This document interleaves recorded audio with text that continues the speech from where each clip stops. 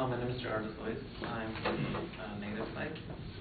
And we're sticking with Obama's policy of starting withdrawal in 2011.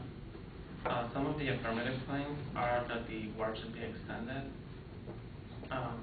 Some of his evidence was WikiLeaks showing that we still needed to be there to combat the war. However, he himself has admitted that this was from an unknown source, so I don't know how reliable that can be. Also, actually, that current WikiLeaks website is undergoing a hackers attack at this moment that started around Saturday. So, and there's a lot of controversy into the regards of the secrecy of the documents that have been posted. Also, he mentioned that the Taliban would strengthen in the places that have strengthened in the places that we have withdrawn our troops. However, I would like to remind them that this is not a complete withdrawal. We would still remain troops. The withdrawal would be gradual and not immediate. As far as the money that has been used in the war being 1.08 trillion,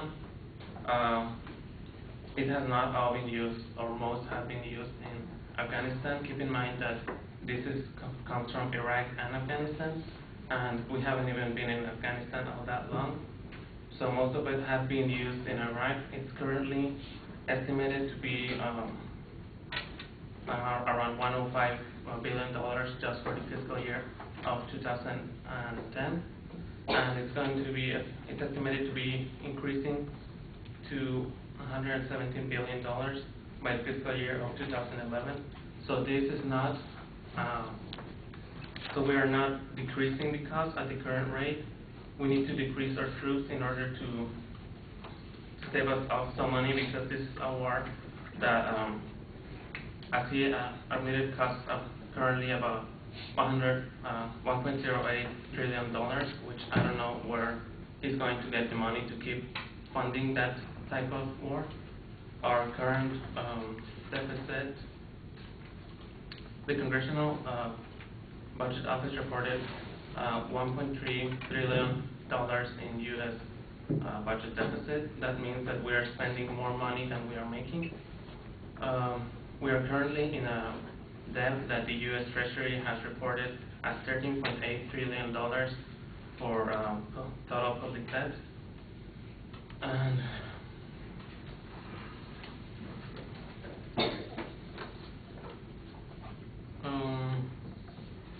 also, he mentioned the stability of the government, whereas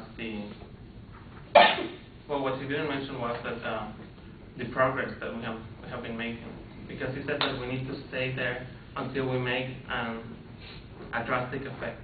That's what he said, and I don't know when that is.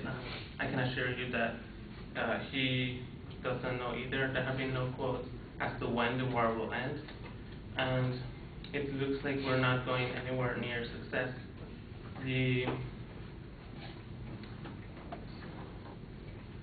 Pentagon briefer in the NATO summit said that this is an extraordinarily dynamic process, and in no way, shape, or form is anyone guaranteed the success.